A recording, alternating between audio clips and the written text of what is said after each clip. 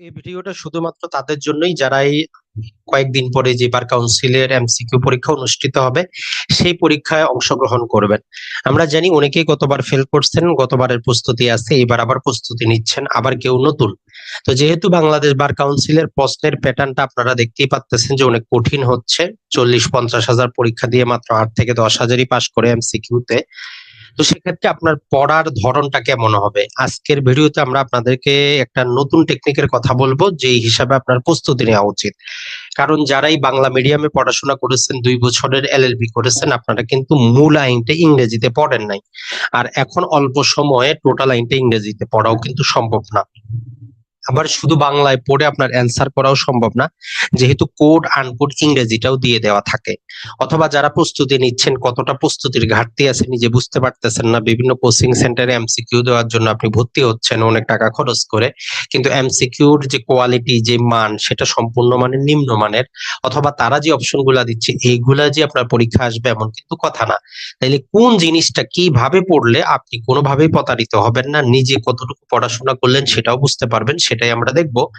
তো এই জন্য আপনাকে দুইটা কাজ করতে হবে। 1 নাম্বার কাজ হচ্ছে, যদি আপনার কাছে কোনো বেয়ার অ্যাক্ট থাকে, বেয়ার অ্যাক্ট মানে হচ্ছে মূল আইন, আইনটা যেভাবে সংসদে পাশ হয়েছে সেটা যদি থাকে ভালো, আর যদি না থাকে আমরা আপনাকে একটা সহজ বুদ্ধি দিব।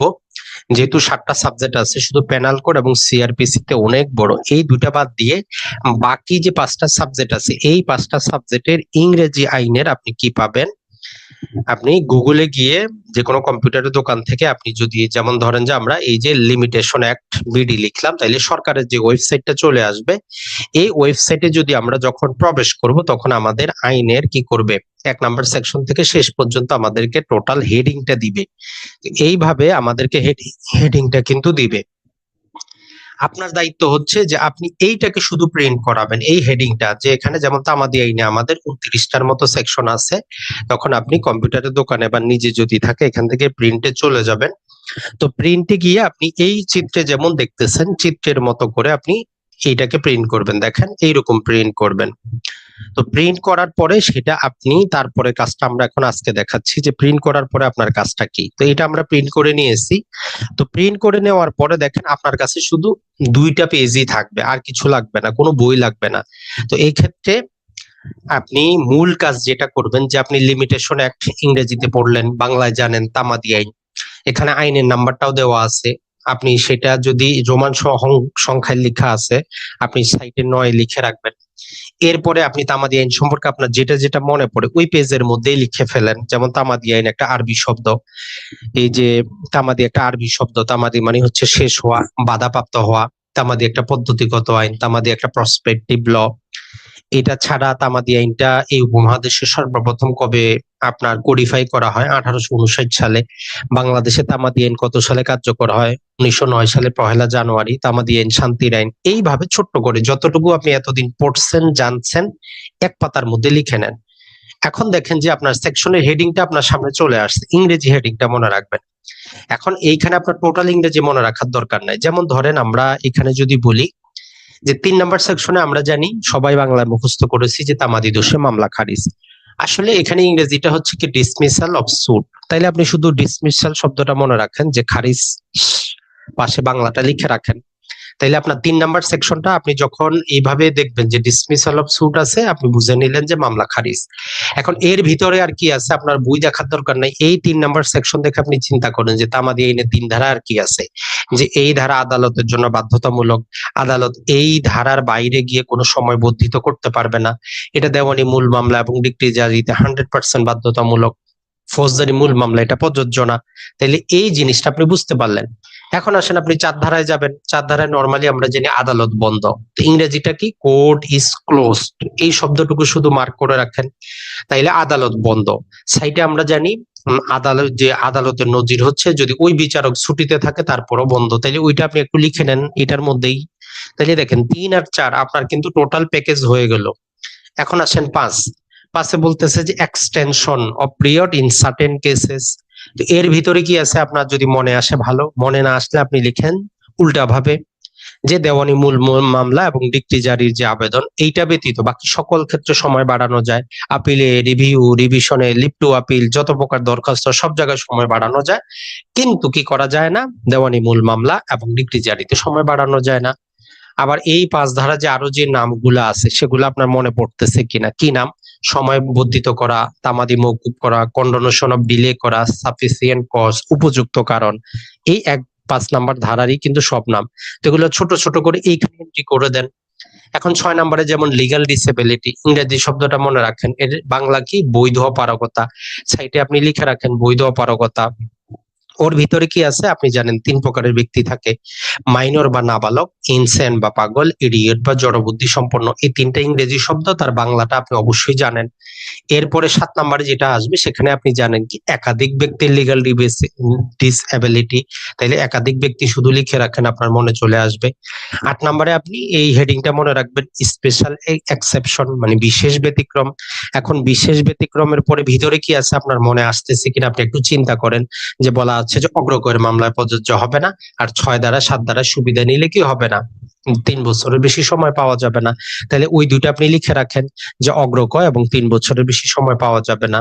তার মানে হচ্ছে যে এই সেকশনটা দেখে, হেডিংটা দেখে ভিতরের জিনিসটা যদি আপনার মনে পড়ে তাহলে আপনার প্রস্তুতি ভালো। যদি মনে না পড়ে তাহলে আপনার কাজ হচ্ছে এটা সাইডে লাল কালিতে রাখবেন, রাখে আপনি বেয়ার একটা বইটা, যে লেখকের বই আছে সেটা খুলে পড়েন যে কি বলতেছে। 9 নম্বরে যান, কন্টিনিউয়াস, মানে চলমান, অবিরাম চলন। যখন তামাদি একবার শুরু হয় চলতেই থাকে, তাহলে সময়ের অবিরাম চলন, এটার ইংরেজি কি? Continuous running of time. Coat unquote এটা দিয়ে কত ধারায় আছে আপনাকে জিজ্ঞেস করতে পারে। এখন আপনি 9 নাম্বার যখন জানেন যে এটা আছে, অটোমেটিক আপনার মুখস্থ হয়ে যাবে।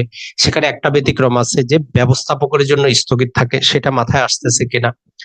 10 নম্বরে অনেক কথা বলা আছে বেয়ার একটা, আপনি মূল জিনিসটা কি জানেন কিনা? এখানে বলতেছে মূল জিনিসটা হচ্ছে যে ট্রাস্টি এবং তার রিপ্রেজেন্টেটিভ, মানে ওসি। ট্রাস্টি, যে কোনো ট্রাস্টের সম্পত্তি তার হিসাব নিকাশের জন্য যিনি ট্রাস্টের ম্যানেজার ছিলেন, ট্রাস্টি ছিলেন, তার বিরুদ্ধে যে কোনো সময় মামলা করা যাবে। যেমন 11 নাম্বারটা, suit on foreign contract. Foreign কন্ট্রাক্টের সাথে আপনি বিদেশি চুক্তি লিখে রাখেন। আপনি কি জানেন, নরমালি বিদেশি চুক্তি বাংলাদেশে মামলা হইলে বাংলাদেশি তামাদি আইন প্রযোজ্য, কোনো সমস্যা নাই। কিন্তু একটা ব্যতিক্রম আছে, যদি উভয়জনই ওই দেশে বসবাস করে, সেই দেশের আইন অনুযায়ী যদি তামাদি শেষ হয়ে যায়, তাইলে বাংলাদেশে আপনি কি করতে পারবেন, ওই দেশের তামাদি আইনে বলতে পারবেন যে অলরেডি এটা ফিক্সড, এই বাংলাদেশে মামলা চলবে না। তাইলে আমরা আপনাকে রিকোয়েস্ট করবো 3 থেকে 11 পর্যন্ত এইভাবে ইংরেজি আপনি হেডিংটা পড়েন, বাংলাটা মনে আসতেছে কিনা, সেকশনের ভিতরে কি আছে সেটা মনে আসতেছে কিনা দেখেন। যদি মনে আসে তাহলে আপনার প্রস্তুতি ভালো, আপনি প্রশ্ন যেভাবে আসুক আপনি অ্যান্সার করতে পারবেন। পরের অংশটাও দেখি। পরে যেমন ধরেন যে 12 নাম্বার সেকশন, এখানে ইংরেজি বলতেছে যে এক্সক্লুশন। এক্সক্লুশনের মানে হচ্ছে যে বাদ দেওয়া। এক্সক্লুশনের যে আমাদের বাংলাটা হচ্ছে বাদ দেওয়া, আমরা কোন একটা জিনিস বাদ দিব। কি বাদ দিব? লিগ্যাল প্রসিডিং এ যে সময়টা যাবে। তাইলে লিগ্যাল প্রসিডিং আমরা সবাই জানি আইনগত কার্যধারা, তাইলে আইনগত কার্যধারা যে সময়টা সেটা আমরা বাদ দিব। এইটুকু শুধু ইংরেজি জানলেন যে আইনগত কার্যধারা, লিগ্যাল প্রসিডিং। তো এর ভিতরে কি আছে? 4টা জিনিস আছে। মামলার কারণ যে দিন হবে সেই দিনটা বাদ দিব, মানে প্রথম দিন বাদ দিব, রায়ের দিন বাদ দিব, রায়ের কপি পাওয়ার দিন বাদ দিব, ডিক্রি যদি আমরা আপিল করতে চাই, ডিক্রির রায় পাইতে যে সময় লাগবে জাবেদা নকল সেটা বাদ দিব, রোয়েদাদের কপি পাইতে যেটা লাগে সেটা বাদ দিব। এরপরে আপনি 13 নাম্বারটা হেডিংটা দেখে মনে করেন যে এক্সক্লুশন মানে বাদ দিব। কি বাদ দিব? ডিফেন্ডেন্ট অ্যাবসেন্ট, যদি বিবাদী দেশের বাইরে থাকে তাহলে বিবাদী বিদেশে 13 নম্বরে আছে, এতটুকু মনে রাখবো। 14 নম্বরেও বলতেছে এক্সক্লুশন আমরা বাদ দিব। কি বাদ দিব? তো বলতেছে যে কোর্ট যদি উইদাউট জুরিসডিকশনে মামলা নেয়, মানে এখতিয়ারবিহীন আদালতে যদি আপনি মামলা করেন, তাইলে আদালত আপনারে যখন ফেরত দিবে নতুন আদালতে গিয়ে মামলা করতে পারবেন। যতদিন ওই আদালতে ছিল ওইটা আমরা বাদ দিব। আপনার মনে আসতেছে কিনা ওইটা চিন্তা করেন। 15তেও এক্সক্লুশন বাদ দিব। কি বাদ দিব? যদি কোনো কার্যধারা আদালত কি করে, সাসপেন্ড করে, আদালত বললো 6 মাস কার্যধারা বন্ধ, তাহলে ওই 6 মাস বাদ দিব। আর ওইটার ভিতর আরেকটা আছে, যদি কোনো আইনগত ভাবে নোটিশ দেওয়ার প্রয়োজন হয় তাইলে নোটিশ পিরিয়ডটা আমরা বাদ দিব। তাহলে দুটো জিনিস আমরা মনে আসতেছে কিনা ওইটাকে চিন্তা করেন। এরপরে দেখেন 16 নম্বরে বলতেছে যে সেট অ্যাসাইড, এটা আমরা বারবার পাবো, এই ইংরেজিটা মনে রাখবেন। সেট অ্যাসাইড মানে রদ করা, এক্সিকিউশন অফ সেল মানে হচ্ছে যে বিক্রয়, পেন্ডিং মানে হচ্ছে একটা নিলামে সম্পত্তি বিক্রি হয়েছে, এখন আপনি চাচ্ছেন যে এই নিলামটা বাদ দেওয়া হোক, এর জন্য যতদিন অ্যাপ্লিকেশন দিয়েছেন মামলা চলবে সেটা আমরা বাদ দিব, মানে বিক্রয় রোধের জন্য যে কার্যক্রমে যত সময় ওটা বাদ দিব। 17 নম্বর আমাদের বলে যে ইফেক্ট অফ ডেথ, মৃত্যুর ফলাফল কি? একজন ব্যক্তি একটা অধিকার পাওয়ার আগেই মারা গেল, তাইলে তার ফলাফলটা কি? তো সেই ক্ষেত্রে মৃত্যুর ফলাফল সম্পর্কে জানি যে যখন তার এলার মানে লিগ্যাল রিপ্রেজেন্টেটিভ যোগ্য হবে তখন মামলা করবে, অথবা যাদের বিরুদ্ধে মামলা করবেন তারা যখন যোগ্য হবে তখন আপনি মামলা করবেন। আর ওইখানে 3টা ব্যতিক্রম আছে, ওইটা মনে আসতেছে কিনা আপনারা দেখেন। হেরিডিটি অফিস, বংশগত পদ, দখল উদ্ধার এই এবং অগ্রগয়, এই 3টা যদি মনে আসে তাহলে আপনার প্রস্তুতি ভালো, নাইলে আবার পড়তে হবে। 18তে দেখেন ফ্রড বা প্রতারণার ফলাফল কি? বলতেছে যদি আপনাকে অধিকারটা জানতে না দেয়, যদি যেই দলিলের উপর ভিত্তি করে দাবি করবেন দলিলটা গোপন করে, তাহলে যখন জানতে পারবেন তখন থেকে তামাদি গণনা শুরু হবে। 19-এ বলতেছে যদি লিখিত আকারে আপনি কাউরে স্বীকারোক্তি দেন তাহলে নতুন করে তামাদি শুরু হবে। 20-এ বলতেছে যদি আপনি ঋণের টাকা অথবা সুদ কিছু পরিশোধ করেন তাহলে নতুন করে তামাদি শুরু হবে। এই যে আমরা লিখিত প্রাপ্তি স্বীকার এবং যে ঋণের টাকা আপনি নিজে দিতে পারেন, আপনার অভিভাবক দিতে পারে, আপনার কমিটি দিতে পারে, আপনার এজেন্ট দিতে পারে, এরা সিগনেচার করে দিলেও আমরা ধরে নিব যে কি আপনিই দিয়েছেন। এরপরে আমাদের 22 নাম্বারটা যেটা আমরা পড়ি যে মামলাতে বাদী বিবাদী যুক্ত করলে কার বিরুদ্ধে কখন আমরা হিসাব করব, যখন যাকে যে দিন যুক্ত করবেন, এই জিনিসটা মনে আসতেছে কিনা। পাশাপাশি এই ক্ষেত্রে 2টা ব্যতিক্রমও আছে, যে মামলা চলমান অবস্থায় আমরা জানি বাদী বিবাদী মারা গেলে 90 দিনে যুক্ত করা হয় তার এলারদেরকে, সেক্ষেত্রে প্রযোজ্য হবে না। আর আদালত যদি ডিসপোজিশন করে মানে বাদীরে বিবাদী করে বিবাদীরে বাদী করে তাইলে প্রযোজ্য হবে না, যদি মনে আসে আপনার প্রস্তুতি ভালো। এরপরে দেখেন যে 23-এ বলতেছে যে কন্টিনিউয়াস বিস অফ রং মানে অবিরাম চুক্তি ভঙ্গ বা দেওয়ানি, যেই আমাদের মামলা আমরা করি বা টর্ট মামলার ক্ষেত্রে যতবার নতুন আপনার টর্ট সৃষ্টি হবে ততবার নতুন তামাদি। 24-এ যদি আপনি স্পেশাল ক্ষতির কারণ হইলে যখন কম্পেনসেশনের মামলা করতে পারবেন তখনই তামাদি শুরু হবে, যখন স্পেশাল ড্যামেজটা হবে। আর এই যে competition of time mention in instrument বলতেছে যে গ্রেগরীয় ক্যালেন্ডার, ব্রিটিশ ক্যালেন্ডার, ইংরেজি ক্যালেন্ডার অনুযায়ী হবে। এইভাবে আপনি নিজেকে যাচাই করেন যে আপনি সেকশনটার ইংরেজি হেডিংটা দেখে তার বাংলাটা বুঝতে পারতেছেন কিনা, আর ওই সেকশনের ভিতরে কি আছে, ব্যতিক্রম কি আছে সেটা আপনার মনে আসতেছে কিনা। যদি এইগুলো আপনার মনে যদি আসে তাইলে আপনার প্রস্তুতি ভালো। তখন আপনি চোখটা বন্ধ করে একবার চিন্তা করেন যে প্রতিটা সেকশন আপনার চোখের সামনে আসতেছে কিনা, প্রতিটা জিনিস আপনার মনে পড়তেছে কিনা। যদি মনে পড়ে আপনি অবশ্যই পাস করবেন। শেষের অংশটা দিয়ে আমরা শেষ করে দেই। 26-এ ইজমেন্ট সংক্রান্ত বিষয়গুলো আপনার মনে আসতেছে কিনা, যে ইজমেন্ট বা ব্যবহার সত্ত্ব বা সুখাধিকার, ইজমেন্ট কিসের হইতে পারে? চলাচলের রাস্তার হইতে পারে, পানির হইতে পারে, অন্যান্য হইতে পারে, আলস হইতে পারে, বাতাসের হইতে পারে। ব্যক্তিগত সম্পত্তি 20 বছর মনে আসতেছে কিনা, সরকারি সম্পত্তি 60 বছর মনে আসতেছে কিনা। ইজমেন্টের আমরা মামলা কখন করব? যেই দিন থেকে যদি আমাদের 20 বছর যদি পূর্ণ হয় তবে আমাদের অধিকার আসবে, তখন আগামী 2 বছরের মধ্যে আমরা ডিক্লেয়ার করে নিতে হবে। এই জিনিসগুলো আপনার মনে আসতেছে কিনা দেখেন। 27-এ বলতেছে ইজমেন্টের যখন আমরা এই যে হিসাব করব তখন যেই জমির উপর আপনি ইজমেন্ট দাবি করতেছেন আগে একটু খোঁজ নিতে হবে যে সেটা 3 বছরের বেশি কাউরেই যারা দেওয়া আছে কিনা, অথবা কোনো লাইফ ইন্টারেস্ট আছে কিনা, থাকলে ওই সময়কাল আপনার বাদ যাবে।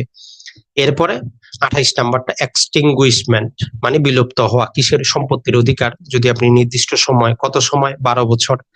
এই জিনিসটা আপনার মনে পড়তেছে কিনা, যদি মনে পড়ে প্রস্তুতি ভালো। সেভিং এর মধ্যে 4টা জিনিস আছে খুবই গুরুত্বপূর্ণ, যে তামাদি আইন চুক্তি আইনের 25 ধারা প্রযোজ্য হয় না, তামাদি আইন বিশেষ আইনে প্রযোজ্য হয় না, তামাদি আইন বিবাহ বিচ্ছেদ আইনে প্রযোজ্য হয় না, তামাদি আইন সুখাধিকার আইন যদি কার্যকর থাকে, এই যে 26, 27 এবং 2 এর মধ্যে যে ডেফিনেশন আছে সেটাতে আপনার কেউ হয় না, প্রযোজ্য হয় না। এইভাবে নিজেকে একটু যাচাই করেন, ওইভাবে যেভাবে আমরা বললাম আপনি নিজেকে প্রিন্ট করে নেন, এইভাবে প্রিন্ট করে আর তামাদি আইন সম্পর্কে আর যা যা তথ্য আপনার মনে পড়ে ওই এক পাতার মধ্যেই লিখে রাখেন। ওই এক পাতায় আপনি 10 বার দেখেন, ইংরেজিটাও দেখেন, বাংলা স্মরণ করেন, ভিতরে স্মরণ করেন, যেটা মনে পড়তেছে না সাথে সাথে বইটা খুলেন, আপনার প্রস্তুতি 100%। 10-এ 10 আপনি অ্যান্সার করতে পারবেন, কোনো সমস্যা নেই। এটার সাথে একটা শিডিউল আছে আমরা জানি, তো শিডিউলটার ক্ষেত্রে আপনি চিন্তা করবেন যে কয়টা অনুচ্ছেদ আছে, 183টা আছে, 1 থেকে 149 মোকদ্দমা, 150 থেকে 57 আপিল, 158 থেকে 183 দরখাস্ত। তো আগামী ভিডিওতে আমরা আলোচনা করব যে সেটাও আপনি কিভাবে নিয়ে আসতে পারবেন। তাহলে বন্ধুরা আমরা এই জিনিসটা আপনাদেরকে বলতে পারি, যেহেতু বার কাউন্সিলের প্রশ্নের ধরন প্যাটার্নটা চেঞ্জ হচ্ছে, আপনার উচিত হবে এইভাবে আপনি কি করেন, নিজেকে যাচাই করেন। আর পেনাল কোড আর সিআরপিসি যেহেতু বড়, সেক্ষেত্রে আপনার যদি আর্থিক সমস্যা থাকে প্রিন্ট করার দরকার নাই, কারণ অনেক আপনার টাকা খরচ হবে। কিন্তু তামাদি আইন, সাক্ষ্য আইন, সুনির্দিষ্ট প্রতিকার আইন এবং বার কাউন্সিল অর্ডার, এটা অনেক, মানে আপনার অত টাকা খরচ হবে না। আপনি জাস্ট হেডিংটা প্রিন্ট করে নেন, প্রিন্ট করে আপনি পড়াশোনা করেন, তাইলে দেখবেন যে প্রশ্ন বাংলাতে হোক আর ইংরেজিতে হোক, যেভাবেই হোক আপনি পারবেন। প্রশ্নটা আপনার গোছানো থাকবে, এক পাতার মধ্যে সবকিছু থাকবে। তো আশা করি আপনারা উপকৃত হবেন যারা এই ঘরে বসে প্রস্তুতি নিচ্ছেন। আর যারা এখনো প্রস্তুতি নেন নাই, সর্বশেষ অবস্থায় আছে, গতবার কিছু পড়াশোনা করেছেন, ঝাপসা আছে, আমাদের সাতকাহন অ্যাডভোকেসিতে এডমিশন নিতে পারেন। পরীক্ষার আগ পর্যন্ত আমরা অবশ্যই আপনাদেরকে 7টা সাবজেক্টের উপর টু দা পয়েন্ট ইম্পর্টেন্ট যে জিনিসটা সেটা আপনাদেরকে বুঝিয়ে বলার চেষ্টা করব।